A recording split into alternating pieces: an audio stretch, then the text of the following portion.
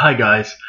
When I first started this channel, wow, I think it's been about 10 months ago, I said that a lot of the reviews that I would first be posting would be backlogs of book reviews that I had maybe written 2 or 3 or 4 years before, but hadn't made videos of course, because I was just starting the channel. And I still hadn't made reviews of about 20 or 25 of them. I just went through my Goodreads list and found out that that's about as many as I have that I haven't turned into videos. And a lot of those were because I didn't actually have the physical book to show you.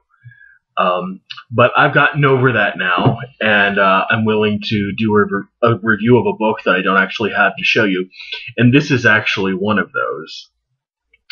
Just a little warning, a lot of these books actually are kind of not for everyone.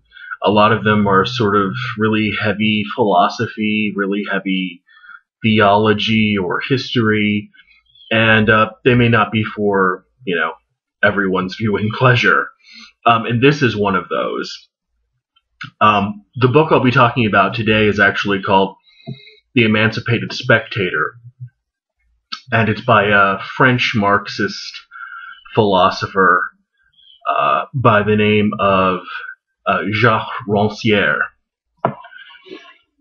And I read this book a few years ago, but I did type up a review, so I'm just going to read the review and not really intersperse too much commentary into it. And what I'll do, instead of having my beautiful mug as the clip shot for the video, as it usually is, what I'll do is I'll actually show you the cover of the book, so you can see what it looks like. So, The Emancipated Spectator is a set of 5 essays in response to Ranciere's earlier work called The Ignorant Schoolmaster. And all of these 5 essays are tied together by Ranciere's attempt to overcome the duality, or the dyad, so often associated with modernist aesthetics of the passive spectator and the active seer. The title essay extends the concept set forth in The Ignorant Schoolmaster by suggesting that the knowledge gap between the educated teacher and the student should be given up in place for an equality of knowledge. The goal of this is not to turn everyone into a scholar, however. As Ranciere says, quote, "It is not the transmission of the artist's knowledge or inspiration to the spectator. It is the third that is owned by no one, but which subsists between them, excluding any uniform transmission, any identity of cause and effect." And this is actually by far as theoretical and abstract as it seems. This is by far one of the most cogent and understandable of the essays in the collection, and it offers a really interesting suggestion in rethinking the space between any sort of dyad you can set up in your mind: actor, viewer, teacher, student, lover, beloved, any kind of relationship that we usually antagonize for whatever reason. However, it struck me as you can probably tell, that the idea most at home in the world of theory, and one that might not translate so well into the world of praxis. The second essay is called The Misadventures of Critical Thought, and in this one, Ranciere criticizes the traditional role of the spectator by claiming that it, even though it's a mode of criticism itself, that it reproduces its own logic. Instead of as you would think in sort of a modernist stance or a modernist mode, that it sort of transcends its own logic, that you can reach something higher by observing. And as an example, he looks at the photos from the wars in Afghanistan and Iraq, as well as Vietnam, by the 2 photojournalists, Martha Rossler and Josephine Mexeper. And some people don't want to view these photographic images, which are very, very graphic. However, that very refusal perpetuates and continues the logic of war in the first place. This sort of hands-off, washing your hands of all of the blood and possibly anything that you might have had to do with the war itself. Therefore, a critical stance toward the image needs to shift away from this approach toward the uncoupling of two logics, what he calls the emancipating logic of capacity and the critical logic of collective inveiglement.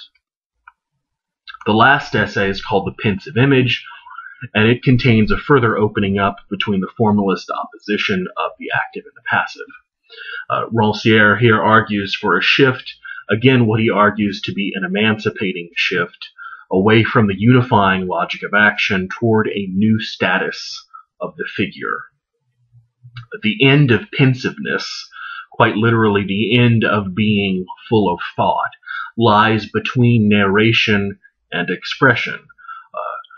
One, the mode of the active artist, the other of the passive spectator who fixes upon the artistic vision in order to impart to it a kind of reality that is fully its own.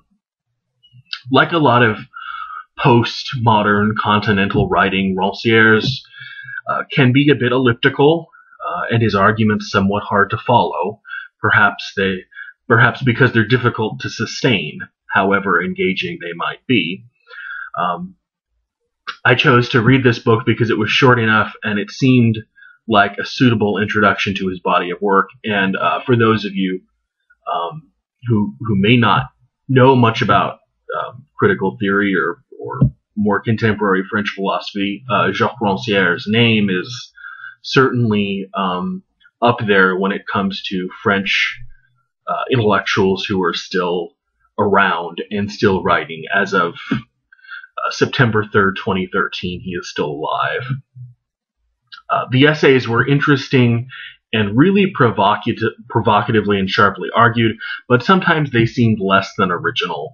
For example, the title essay really seems to add nothing to the old breaking apart of the bipolar opposition of active and passive in theater, art, and political consciousness. It recapitulates it nicely, but imports really nothing new into the conversation.